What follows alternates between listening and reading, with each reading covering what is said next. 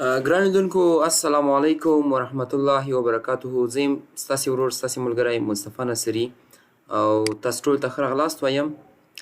لکه څنګه تاسو ته معلومه ده چې موږ یو نوی پلیلیست په خپل یوټیوب چینل باندې ریکارډ یو کورس شروع کړی ده چې هغه ریکارډ کوو.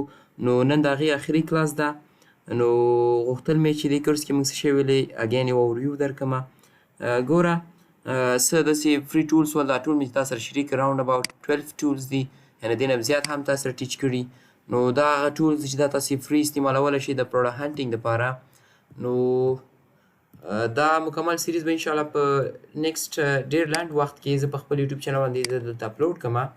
صحیح چې کله مې چینل ته راغلی ای کامرس وید مصطفی او د هغې وروسته پلیلیست ته تاسې راشئ. دلته به یو نوی پلیلیست اپلوډ کوم په نږدې وخت کې پروډکټ هنټینګ فري ټولز اینډ ایکسټینشنز.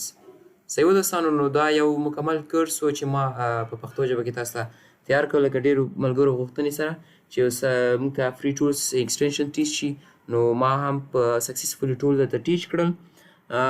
یو بل خبر هم زه غواړم چې یاد کړم، که د چا هم د امازون که هغه یو کې مارکیټ یو اس ای مارکیټ یا یو ای مارکیټ یا که اس ای مارکیټ، که هر یو مارکیټ کې څه قسمه هم سرویسز په کار وي، نو موږ سره دې همیشه تماس کولی شي.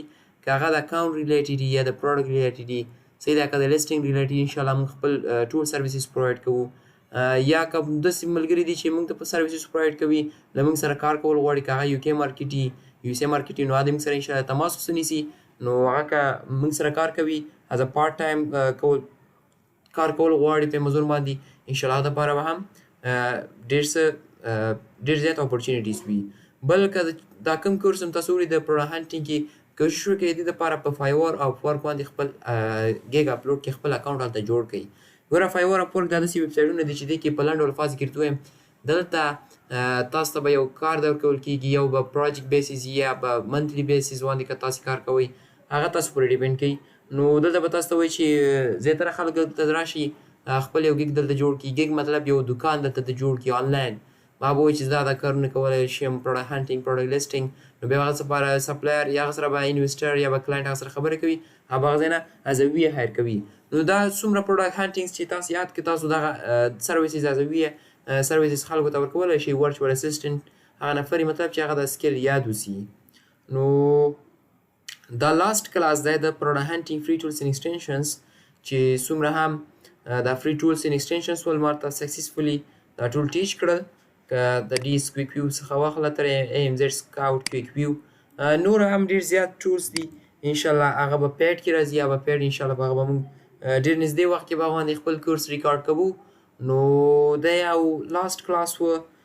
که بیا هم په کوم ځای کوم ورور نه وي پوه شوی، کوم ځای کې پوښتنه لري، له ما څخه انشاءالله همیشه د پروډکټ سیکشن کمنټ سیکشن کې پوښتنه کولی شئ، انشاءالله خپل پوره جواب درکوم. ګوره پروډکټ هنټینګ کې ستاسو اکاونټ ته ضرورت نشته، بغیر د اکاونټ نه تاسو دا پروډکټ هنټینګ کوئ.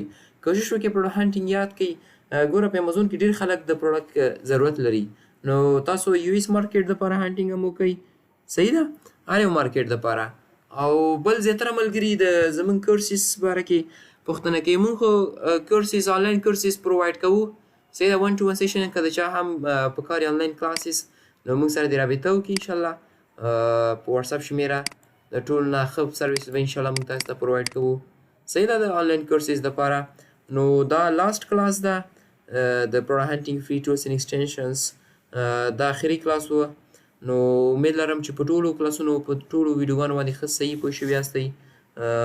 مننه کوم تر بل روان پلیلیسټه پورې، یعنې بل کورسه پورې ډېره مننه کوم چې تاسو زموږ دا پلیلیسټ دا ویډیوګانې ولیدلې. کوشش وکړئ دا ټولې د خپلو ملګرو سره شریک کړئ چې هغوی هم ترې څه نه څه زده کړي. نو مننه کوم تر بلې ویډیو، یعنې تر بلې پلیلیسټه پورې. الله حافظ.